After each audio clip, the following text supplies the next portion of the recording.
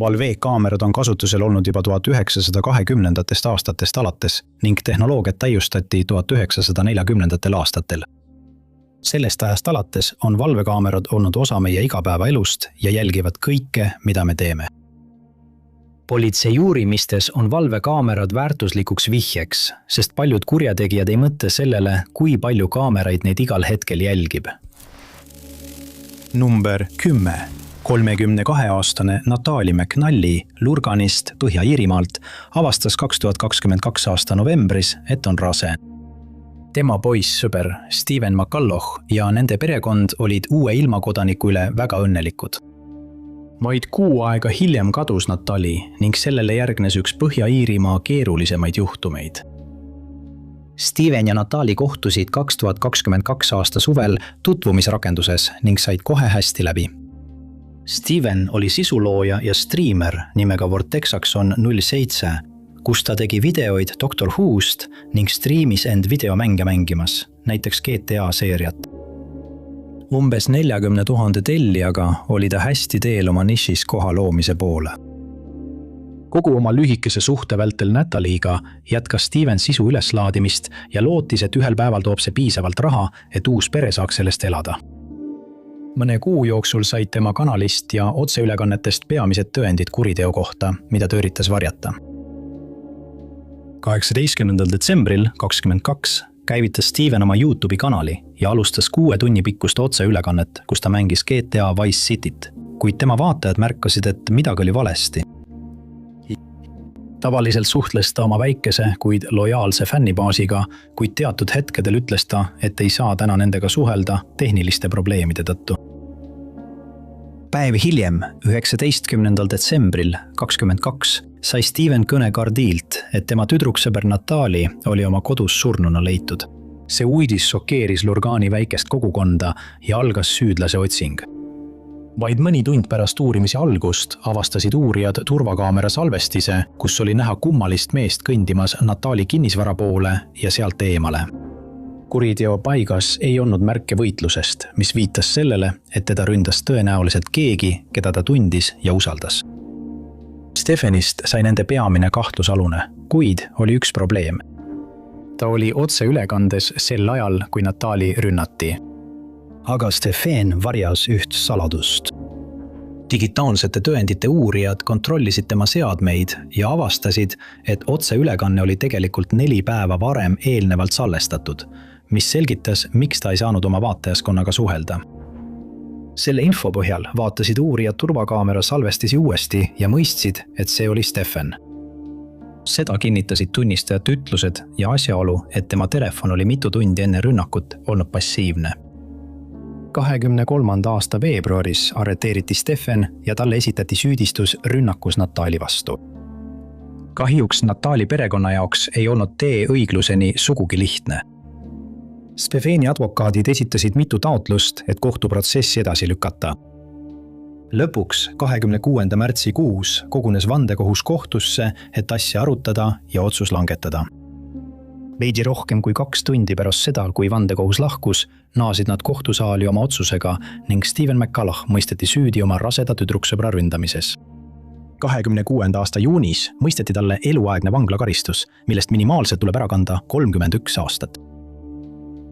Natalie perekond võitles kaua ja visalt, et õiglus jalule seataks ning nad soovivad, et Natalie jääks meelde sellisena, nagu ta oli eluajal. Tema vend Neil ütles BBC-le, et ta oli parim õde üldse, kuldse südamega. Teised kirjeldasid teda kui päikesekiirt, kes armastas kõiki. Kui sina või keegi, keda sa tead, kannatab perevägivalla all, siis tea, et abi on olemas. Kui oled Ameerika Ühendriikides, saad helistada numbrile 1-807-9723. Suurbritannias saad helistada numbrile 080-8202-47. Kanadas saad helistada numbrile 1-870-9-7090. Iirimaal saad helistada numbrile 1-803-4190 või pöördu lisateabe saamiseks oma kohaliku varjupaiga poole. Sa ei pea seda üksi tegema. Number 9. Ateena, Kreeka, on koduks 600 000 inimesele ning see on Kreeka kultuuri- ja ajalookeskus. Ateena tänavad on läbi imbunud tuhandete aastate pikkusest ajaloost ja tsivilisatsioonist ning meelitavad igal aastal miljoneid turiste. Aastal 26 jõudis Ateena uudistesse hoopis teisel põhjusel. 26. aasta 28. aprillil algas päev päikeselises riigis nagu iga teinegi. Lapsed kõndisid kooli ja täiskasvanud liikusid tänavatel, valmistudes järjekordseks tööpäevaks. Hommik möödus, liiklus vaibus ja tänavatele jäid peamiselt turistid. Kella 12 paiku kostsid valjud paugud Kerameikose linnaosast. Sellele järgnes kõnede tulv Kreeka hädaabinumbrile 12, kui inimesed põgenesid oma elu eest. Tunnistajate sõnul nägid nad vihmamantlis meest, kes peitis tulirelva. Mõni sekund hiljem hakkas ta tulistama töötajate ja tsiviilisikute pihta riikliku julgeolekufondi hoones, mis on pensionite eest vastutav valitsusasutus. Ühte töötajat tabas kuul jalga, kui ta juhatas oma kolleege ja kliente turvalisse kohta. Mõne sekundi jooksul lahkus mees hoonest, kutsus takso ja oli läinud. Tema järgmine kinnitatud sihtmärk oli apellatsioonikohus linna Ambellukopi linnaosas. Kuna ta varjes oma relva, suutis ta turvakontrollist probleemideta läbi minna ja hakkas kohtusekretäride pihta tulistama. Tehti veel kõnesid ja äkitselt leidsid Kreeka politseinikud end 2 kuriteopaiga vahel jagununa. Kokku sigaktas teda 5 inimest, 1 mees ja 4 naist ning tänu turvaklaasile ja kiirele tegutsemisele pääsesid nad eluohtlike vigastusteta. Kui sündmuskohad olid turvatud ja ohvrid päästetud, alustas Ateena politsei inimjahti. Kuna mees oli rünnanud valitsushooneid, teadis politsei, et neil on kasutada rohkelt turvakaamerate salvestisi.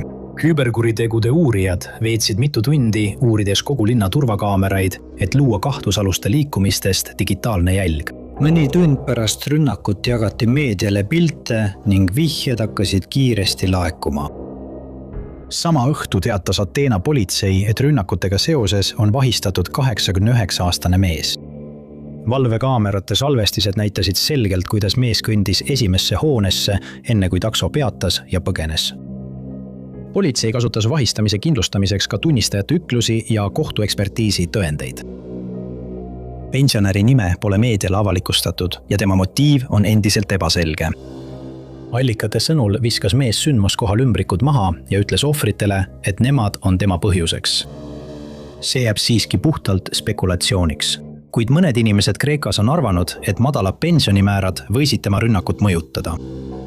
Tulirelva kuriteod on Kreekas võrreldes ülejäänud maailmaga haruldased ning aastal 23 oli neil tulirelvaga toime pandud mõrvade arv 100 000 elaniku kohta 0,33. Kreeka lubab praegu eraomandis relvade omamist, kuid sellel on ranged litsentsinõuded. Juhtum pensionäri vastu on praegu käimas ning politsei hoiab suu kinni selle kohta, kuidas süüdistus ja karistus välja hakkavad nägema. Number 8. 18-aastane Henry Novak oli tark ja paljutõotav noormees. 25. aasta suvel oli ta just vastu võetud Southamptoni ülikooli raamatupidamist ja rahandust õppima. Vaid mõni kuu hiljem alustas Briti politsei üht suurimat uurimist Briti ajaloos. 25. aasta detsembriks oli Henry hakanud oma uue tudengieluga harjuma. Ta käis pubis, sõbrunes inimestega üle kogu riigi ja valmistas tudengite lemmikrooga, raamennuudleid. 3. detsember oli Henry jaoks tavaline päev. Ta oli sel semestril oma viimases loengus, pani märkmikud kinni ja hakkas jõuludeks koju pakkima. Sel õhtul leppisid Henry ja ülikooli jalgpallimeeskond kokku, et kohtuvad oma kohalikus pubis, et tähistada esimese semestri üleelamist üliõpilastena. Joogid voolasid, inimesed vestlesid ja kõik rääkisid oma jõuluplaanidest. Umbes kell 11 õhtul jäädvustas turvakaamera Henry sisenemas Hobbiti pubisse. Mõni minut hiljem lahkus ta, ilma et oleks jooki tellinud. Turvakaamera jäädvustas siis, kuidas Henry kõndis tagasi oma majutuskohta, telefon käes ja üksi. Kõndides hakkas Henry salvestama Snapchati videot ja kui ta jõudis Belmont Roadile, kohtas ta 23-aastast Vikram Singh Tigwat. Politseil õnnestus video taastada, kus on näha, kuidas Vikram kõnnib Henry juurest minema, samal ajal kui Henry hüüab, sa oled halb mees. Ütle, et sa oled halb mees, anna minna. Raportite kohaselt pöördus Vikram ringi ja vastas, ma olen halb mees, enne kui ta haaras Henry telefoni tema käest. Pärast seda, kui Vikram oli Henry telefoni ära haaranud, tõmbas ta välja oma kirpani, tseremoniaalse tera, mida sihhide usulise kohustuse osana kantakse, ja hakkas Henryt ründama, lüües teda rinda, jalga ja näkku. Belmont Roadi elanikud kuulsid kähmlust ja helistasid kohe hädaabinumbrile, kui nägid Henryt mööda teed komistamas. Mõne minuti jooksul saabus sündmuskohale Hampshire'i politsei ja arreteeris esialgu Henry, kuna Vikram väitis neile, et Henry oli tema rassi ja usu kohta halvustavaid märkusi teinud. Selle segaduse tõttu ei ravinud politseinikud Henry haavu ning alles 10 minutit hiljem alustati elustamist. Kiirabibrigaadid saabusid sündmuskohale veidi enne südaööd. Kahjuks kuulutati Henry Novak tema vigastuste ulatuse tõttu sündmuskohal surnuks. Vikram Digva vahistati sündmuskohal ja viidi ülekuulamiseks politseijaoskonda. Tšekonnal jaoskonda lubati ohvri vennal Kupreetil temaga kaasa sõita ning nende kahevaheline vestlus salvestati. Kupreet soovitas oma vennal väita, et tegu oli enesekaitsega, kuid Vikram märkis, et tänav oli kaamerate all. Seda vestlust kuuldes tõmbas Hampshire'i politsei kokku kogu olemasoleva videomaterjali ja suutis koostada kindla sündmuste ajajoone. Nad nägid ka hetke, mil Vikram ründas Henry, mis kinnitas tema süüd. Vikramile anti hoiatus ja talle esitati süüdistus tapmises sama kuu lõpus. 26. maikuus pärast mitmeid valusaid kuid sai Henry perekond lõpuks võimaluse Vikramile kohtuprotsessil silma vaadata. Lucy Ross, Henry ema, rääkis tema kaotuse sügavast ja püsivast mõjust ning piinast, mida põhjustas vanematele teatamine, et Henry on läinud. Žüriil kulus veidi alla kuu, et otsusega tagasi tulla. Süüdi. Žürii lükkas Vikrami enesekaitse argumendi tagasi ja leidis, et ta on süüdi tapmises. 1. juunil 26. aastal mõisteti Vikram eluaegsesse vangistusse vähemalt 29 aastaks. Hampshire'i politsei viib praegu läbi avaliku uurimist juhtumi ja selle kohta, kuidas nende käitumine sai juhtuda. Henry isa rääkis oma poja pärandist ja soovib, et avalikkus mäletaks teda kui rõõmsat, ulakat ja nutikat poissi, kellel olid suured ambitsioonid. Ta lisas ka, et ei soovi, et tema poja nime kasutataks lõhestamise, vihkamise või pingete tekitamiseks. Henry Novak jääb meelde oma armastuse poolest jalgpalli, matemaatika ja oma pere vastu. Number 7. John ja Jane Doe juhtumid on sageli kõige raskemini lahendatavad, sest uurijad peavad lisaks nende surma põhjustaja leidmisele välja selgitama ka nende isiku. Tuvastamata isikute juhtumid USA-st paistavad kõige rohkem tähelepanu saavat, arvestades kui organiseeritud on süsteem, näiteks NAMB, naabuus. Paljud juhtumid üle kogu maailma vajaksid meie tähelepanu samavõrra. Sõbrapäev on armastuse ja tähistamise päev, olgu see siis koos abikaasa, poissõbra, tüdruksõbra või isegi sõpradega. Melbourne'i Austraalia politseinike jaoks algas nende sõbrapäev veidi teistmoodi. Kell 11 hommikul reageeris Melbourne'i politsei väljakutsele Merriwa Long Riveri äärest Canningi tänava lähedalt. Möödujad olid märganud vees hulpivat mehe surnukeha. Kui nad sündmuskohale jõudsid, leidsid nad mehe elutuna. Vaatamata parimatele pingutustele ei suutnud esmareageerijad tema elu päästa ning ta kuulutati sündmuskohal surnuks. Avaldamise hetkel ei ole tema surma põhjust avalikustatud, kuid Melbourne'i politsei soovib tema isiku tuvastada. Teatete kohaselt oli mees valgenahaline, vanuses 21–50 aastat, tumedate juuste ja näokarvadega. Tal oli mitu iseloomulikku tätoveeringut. Paremal käsivarrel ema 1964-2006 ja härra hobujõud. Vasakul käsivarrel leegimuster ning paremal väliskäsivarrel villase rähnistiilis tegelane. Ta leiti kandmas tumedat T-särki, mille ees oli kiri juuksur, musti teksaseid, neetidega vööd, musti sokke, valgeid tosse ja hõbeketti. Mehel ei olnud kaasas ühtegi isikut tõendavat dokumenti, mis raskendas tuvastamisprotsessi. Uurimise käigus sattus Melbourne'i politsei kummalise vihje peale. 8. veebruaril 26. aastal kell 8:10 õhtul. Meest on näha kõndimas Duke Streetil Sunshine Northis. See kaadrit salvestati 6 päeva enne tema surnukeha leidmist ning uurijad soovivad väga tema samme jälgida päevadel enne tema surma.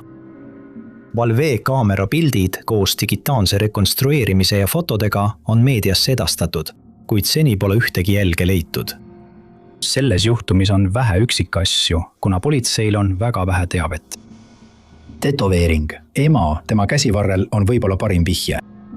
Uurijad saavad seda teavet kasutada, et kontrollida nendele kuupäevadele vastavate naiste andmeid, et näha, kas neil on elus poegi. 26. juuli seisuga ei tea Melbourne'i politsei endiselt, kes see mees on.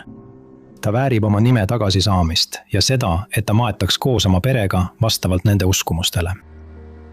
Kõigil, kellel on teavet Melbourne'i John Doe juhtumi kohta, palutakse võtta ühendust Victoria politsei Avondale Heightsi politseijaoskonnaga numbril +03 93 767 või saatke neile e-kiri allpool toodud lingi kaudu. Kui soovite jääda anonüümseks, võite võtta ühendust Crime Stoppers Austraaliaga numbril +03 1800 30 või külastada allolevat linki. Number 6. 4-aastast Nancy Catrit kirjeldati kui nutikat, teravat ja iseseisvat naist, kes oli kõvasti tööd teinud, et kasvatada oma 3 last. Tema tütar Savannah Catri sai hiljem superstaar ajakirjanikuks, kirjutades NBC Newsile ja MSNBC'le ning töötades isegi Valge Maja korrespondendina nii Bushi kui ka Obama administratsiooni ajal. 2006. aastaks nautis Nancy oma väljateenitud pensionipõlve ja elas üksi jõukas Catalina Hillsi linnaosas Tucsonis, Arizonas. Catalina Hillsis elab umbes 50 000 inimest ning aastate jooksul oli Nancy saanud heaks sõbraks paljude selle väikese linna elanikega. Kõik tundsid kõiki ja kõik tundsid end turvaliselt. 26. aasta 31. jaanuaril naasis Nancy pärast päeva perega veetmist koju. Järgmisel päeval oli pühapäev ja Nancy oli oma usus vankumatu, nii et kui ta ei ilmunud Cornerstone'i presbyterlaste kiriku veebijumalateenistusele, muutus kogudus murelikuks. Nancy käis võimalusel alati isiklikult kohal, kuid tema vanus oli kaasa toonud kroonilise valu ja muid tervisemuresid. Õnneks oli tänapäeval tema kirik vaid sõrmevajutuse kaugusel ja ta ei jätnud kunagi ühtegi jutlust vahele. Tema perekond sai peagi teada, et ta puudub ning läks tema koju, et veenduda, kas temaga on kõik korras. Kui nad kohale jõudsid, leidsid nad tühja kodu ja helistasid kohe 901. Mõne minuti jooksul saabus Pima maakonna šerifi büroo koju ja uurimine algas. Uurijad otsisid kodust Nancyt, kuid ei leidnud temast ühtegi jälge. Alguses arvati, et tal võis olla tervisehäda, kuid ükski naaber ei mäletanud, et oleks teda sel päeval näinud või kuulnud teda abi hüüdmas. Kõige muret tekitavam oli see, et tema telefon, käekott ja muud esemed olid majja jäänud. Kui ta oleks vabatahtlikult lahkunud, oleks ta lahkunud kiirustades, kuid uurijad kahtlesid selles teoorias tema kroonilise valu ja piiratud liikumisvõime tõttu. Arvestades Savannah tuntust ja positsiooni, levis tema ema kadumine kiiresti ning muutus sotsiaalmeedias viiruslikuks. Inimesed avaldasid olukorra kohta arvamust ja paljud spekuleerisid, mis ainult suurendas perekonna valu.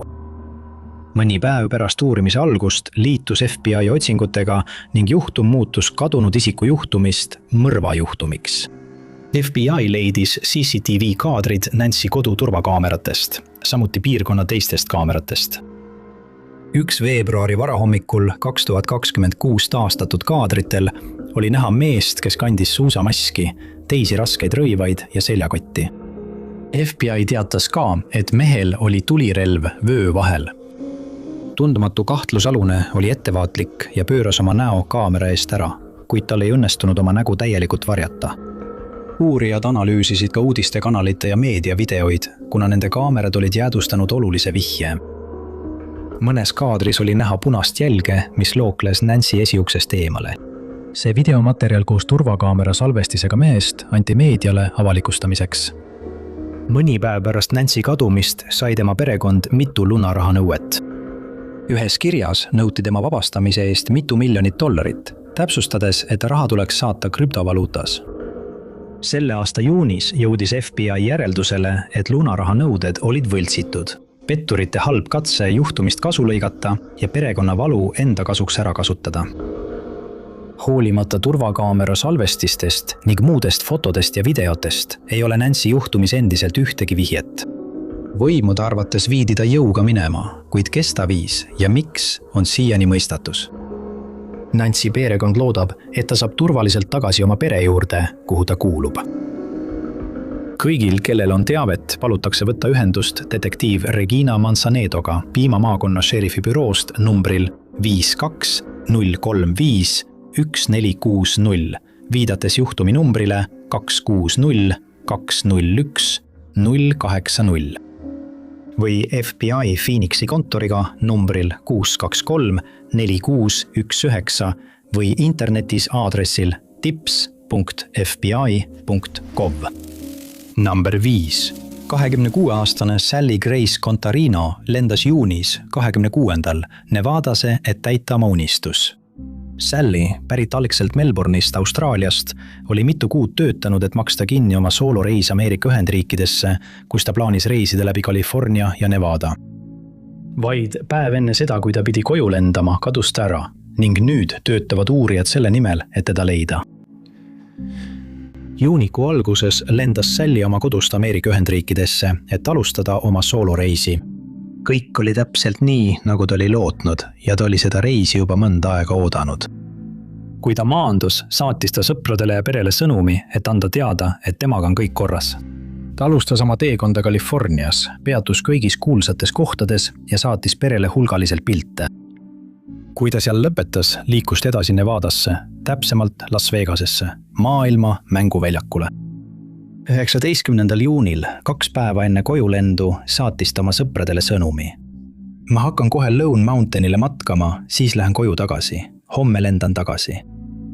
Me teame, et Sally suutis oma matka probleemideta lõpetada ja jõudis tagasi Las Vegase kesklinna. 21. juuni jõudis kätte ja Sally lähedased ootasid teda Melbourne'i lennujaamas. Kuid kui viimane reisija pagasialast välja tuli, sai tema pere aru, et midagi on valesti. Nad võtsid ühendust lennufirmaga, millega Sally pidi lendama ja avastasid, et ta polnudki lennule jõudnud. Ilma kõhkluseta võtsid tema vanemad ühendust Las Vegase politseiosakonnaga, et teatada oma tütre kadumisest ning uurimine algas. Politsei hakkas välja selgitama tema viimaseid käike ja leidis 19. juuni valvekaamera salvestised. Salvestisel on näha Sallyt Timbers Bar and Grillis ning kui baari töötajaid küsitleti, ütlesid nad, et ta viibis seal umbes 2 tundi. Ta tundus õnnelik ja heas tujus, olles elevil 21. koju lendamise pärast. Pärast sööki lahkus ta baarist ja grillist jalgsi. Täiendav valvekaamera salvestis jäädvustas ta, kui ta naasis Bungalow hosteli juurde aadressil 1236 Las Vegas Boulevard. Hiljem samal päeval, 20 või 21 juunil, pole raportitest täpselt aru saada. Sally ütles hosteli personalile, et tuleb oma pagasile järele, kuna ta kavatseb minna bussiga Mount Charlestoni, mis asub Las Vegasest loodes. Pärast seda ei nähtud ega kuuldud Sallyst enam midagi. Kui Las Vegase politsei hosteli saabus, suutsid nad tema pagasi ja muud isiklikud esemed kätte saada. Nad avastasid ka, et tema bussipilet Los Angelesse, kus ta pidi koju lendama, polnud läbi skanneeritud. Osa Mount Charlestoni piirkonnast otsiti läbi koos koertega, kuid midagi ei leitud. Viimastel päevadel ilmus internetti murettekitav video Sallyst. 17. juuniga dateeritud videos lähenes Sallyle Boulder Highway'l asuva 7-Eleven poe ees üks naistekütt. Nimetu mees läheneb Sallyle ja üritab teda kohtingule kutsuda, kuid Sally keeldub, öeldes, et tal on poissõber. Las Vegase politsei uurib praegu videot ja meest, kes selle tegi, kuid hetkel pole teada, kas tal on mingit seost Sally kadumisega. Las Vegase politseiosakond nimetas Sally pressiteates ohus olevaks kadunud täiskasvanuks, lisades, et ta võib olla tõsises emotsionaalses stressis või vajada arstiabi. Politsei pole veel kommenteerinud, miks nad usuvad, et Sally on emotsionaalses stressis või vajab arstiabi. Video Sallyst 7-Eleveni poe ees on toonud juhtumile uusi tähelepanu ning kuigi video on pannud paljusid spekuleerima, on oluline meeles pidada, et asjaosaline mees pole süüdistust saanud ja on süütu seni, kuni tema süü pole tõestatud. Samuti on oluline meeles pidada, millist emotsionaalset mõju võivad spekulatsioonid avaldada Sally sõpradele ja perele, kes võivad neid kommentaare sotsiaalmeedias kohata. Sally Grace Contarino on kirjeldatud kui valgenahalist naist, pruunide juuste ja silmadega, 5 jala ja 5 tolli pikkune ning kaalub 130 naela. Teda nähti viimati kandmas halli ja sinist dressipluusi, teksalühikesi pükse ning mustvalgeid jalanõusid. Kõigil, kellel on teavet, palutakse võtta ühendust Las Vegase politseiosakonnaga numbril 702 82 82 90 7, viidates juhtumi numbrile LLV 260 6000 83 886 või saata neile e-kiri allpool toodud aadressile. Number 4. Šotimaa, hagise, kiltide, torupillide ja ühtede kõige sõbralikumate inimeste maa, keda sa kunagi kohtad. Kui sa mõtled jõukudele ja kuritegelikele perekondadele, siis kui sa ei ole Euroopast, ei pruugi sulle pähegi tulla, et Šotimaa võiks olla nende gruppide kodu. 2026 aastal jõudis 2 Šotimaa suurima perekonna vahel kaua kestnud vaen lõpuks haripunkti. Kõik algas 2. märtsil 2025, kui Edinburgh'is leiti maha põletatud auto. Järgnevatel päevadel sattusid Edinburghi ja Glasgow ettevõtted massiivsete süütamisrünnakute sihtmärgiks. 4. aprillil süüdati Edinburgh'is Hay Drive'il asuv maja umbes kell 1:20 öösel.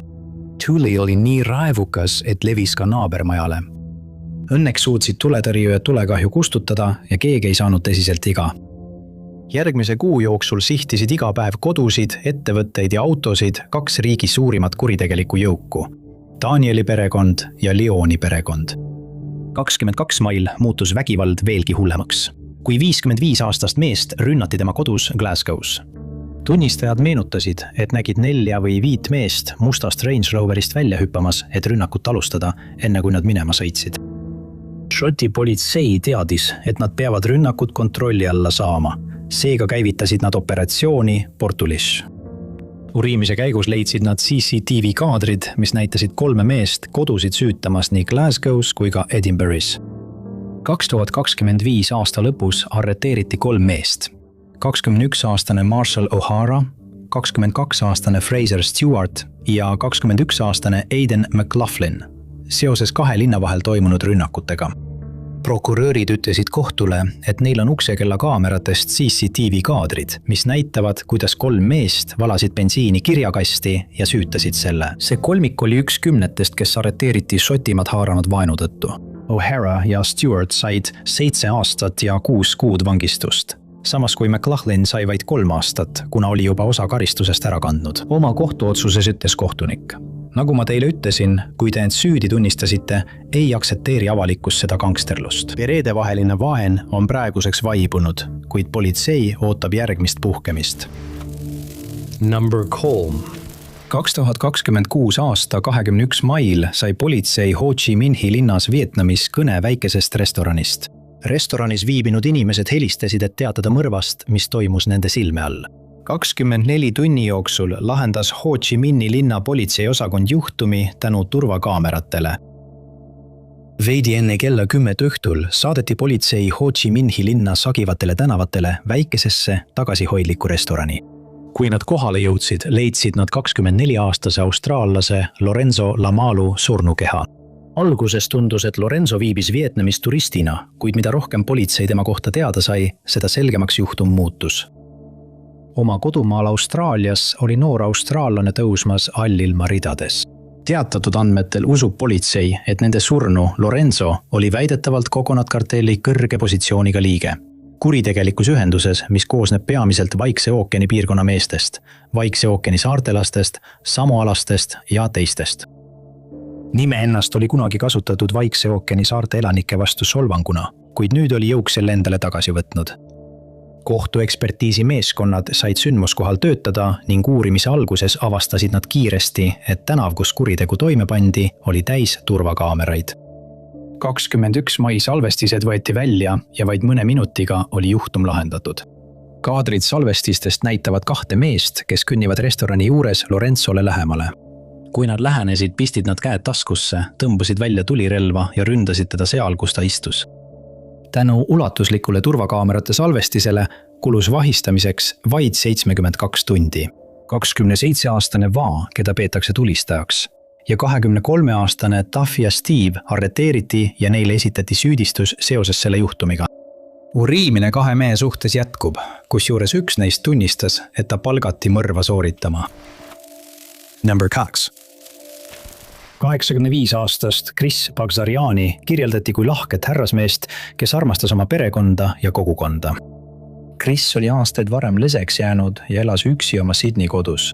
13. veebruaril 2026 kadus Chris salapäraselt ning turvakaamera salvestised viisid politsei vastutajateni. Chrisil oli kindel igapäevarutiin, millest ta meelsasti kinni pidas, nii et kui tema pere polnud temast 13. kuupäeva pärastlõunaks midagi kuulnud, said nad aru, et midagi on valesti. Ta oli pühendunud vanaisa, onu ja isa ning tema pere teadis, et ta ei kaoks kunagi omal soovil. Arvestades tema vanust, reageeris Sydney politsei kiiresti, alustades sellega 11 päeva kestnud otsinguid tema leidmiseks. Esialgse uurimise käigus avastasid nad märke jõuga sisenemisest tema äärelinna koju ning said aru, et peavad asja põhjalikumalt uurima. Kasutades turvakaameraid ja uksekella kaameraid, avastas politsei 13. veebruari varahommikust pärit salvestisi. Salvestisel on näha tema maja ees pargitud autot, mis on inimesi täis, samal ajal kui 2 meest liiguvad edasi-tagasi ja uurivad ümbrust. Uurijad levitasid neid pilte avalikkusele lootuses, et keegi tunneb ära need inimesed või nende auto. Samal ajal arvas politsei, et Chris oli röövitud oma kodust umbes kell 5 hommikul ja viidud teise kohta. Need kahtlused kinnitati, kui Chrisi säilmed leiti Sydneyst äärelinnast maha visatuna. Kohtuarst tuvastas, et Chris oli pärast kodust äraviimist elus olnud umbes 40 tundi. Politsei töötas väsimatult mitu kuud, alustades uurimisi ja võttes vihjeid avalikkuselt. Tänu turvakaamera salvestistele ja teistele tõenditele arreteeriti kuriteoga seoses mitu meest. Sydney politsei pöördus pärast arreteerimisi meedia poole ja teatas, et Chris oli sattunud sihtmärgiks isikusamasuse eksituse tõttu. Armastatud vanaisa oli ekslikult peetud Dimitri Stepanjani sugulaseks, kes oli jõukas ärimees ja elas läheduses. Meeste vastu algatatud kohtuasja menetlus käib praegu edasi ning Austraalia õigussüsteem valmistub nende kohtuprotsessideks. Chrisi perekond tegi meediale avalduse, milles nad ütlesid, et soovivad, et teda mäletatakse selle hea südamliku inimesena, kes ta oli. Ta oli pühendunud isa, vend, onu ja vanaisa. Ta oli sügavalt armastatud, õrn ja kõige lahkem inimene, keda me teame. Keegi, kes ei teeks kärbselegi liiga. Number 1.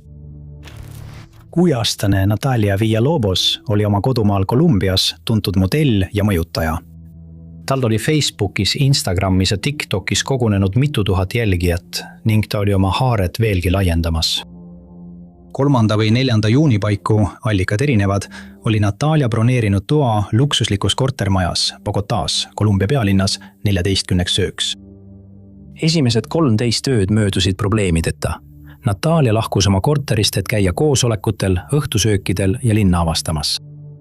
21. juuni, päev, mil Natalia pidi välja registreerima, tuli ja läks. Pole selge, kas ta registreeris end korterikompleksist ametlikult välja. Me teame, et järgmisel päeval, 22. juunil, sisenes koristaja korterisse, kus Natalia oli peatunud ja teda tabas tugev lõhn. Koristaja läks vannituppa, et lõhna allikat leida ja avastas, et duši alla oli jäetud kohver. Murrelikul avas koristaja kohvri ja leidis seest Natalia jäänused. Sündmuskoht eraldati ja kohale saabus Bogota politsei, et alustada uurimist. Politsei hakkas kohe kahtlustama kedagi teist kortermajas ja otsis võimalikke vihjeid ning siis sattusid nad turvakaamera salvestisele, kus oli näha 46-aastane Matthew Foster Smith, Suurbritanniast pärit arst, kes puhkas Kolumbias. Kaamera salvestiselt tuli näha, kuidas Matthew viis voodilinu kortermaja pesuruumi enne, kui ta ööseks lahkus. Hiljem avastas Kolumbia politsei ka muid füüsilisi tõendeid, mis viitasid sellele, et Matthew sisenes Natalia korterisse siis, kui ta oli üksi. Võimud väitsid samuti, et Matthew ründas Nataliat enne, kui pani tema keha kohvrisse. Kuid selleks ajaks, kui võimud sellest aru said, oli Matthew juba lõuna poole Ecuadori põgenenud. Tema vahistamiseks anti välja rahvusvaheline vahistamismäärus ja 26. juunil 26 andis ta pärast pealkirjade nägemist eksklusiivse intervjuu ajalehele The Sun. See polnud mina. Ma vaatasin Inglismaa ja Horvaatia mängu suurelt ekraanilt Iiri baaris. Pärast mängu läksin ma kaubanduskeskusesse. Ma hulkusin ringi, ostsin jäätise ja tulin hiljem mängude ajaks tagasi. Just sel ajal tulid avalikuks Matthewi varasemad arreteerimised. 2020 aastal kandis ta 18-kuulist vanglakaristust oma endise tüdruksõbra jälitamise eest Dorsetis. Ta oli ka levitanud tema privaatseid fotosid internetis. 2024 aastal mõisteti talle veel 2 aastat vangistust teises jälitamisjuhtumis, mis tekitas küsimusi, kas rünnakud Natalja vastu olid juhuslikud või planeeritud. 2026 aasta 27. juunil, vaid päev pärast intervjuu andmist ajalehele The Sun, arreteeriti Matthew Ecuadoris asuvas Quito rahvusvahelises lennujaamas, kus ametnikud kartsid, et ta üritab tagasi Ühendkuningriiki lennata. Ta anti välja Kolumbiale, kus talle esitati ametlikult süüdistus rünnakus Natalja vastu. Kui Matthew mõistetakse süüdi, võib teda oodata 40–50 aastat vangistust. Bogotá linnapea Carlos Galán kirjutas avalduses. Bogotaas maksab teo eest see, kes selle toime paneb. Natalja emma soovib, et tema tütart mäletataks kui säravat ja elurõõmsat inimest ning loodab, et tema juhtum aitab luua uusi seaduslikke kaitsemeetmeid naistele üle kogu riigi. Kui sina või keegi, keda sa tunned, kannatab perevägivalla all, siis tea, et abi on olemas. Kui sa oled Ameerika Ühendriikides, võid helistada numbrile 1-877-199-7233. Suurbritannias helista numbrile 08-200-247. Kanadas helista numbrile 1-888-70-97-090. Kolumbias helista numbrile 01-800-112-137 või pöördu lisateabe saamiseks oma kohaliku varjupaiga poole. Sa ei pea seda üksi tegema.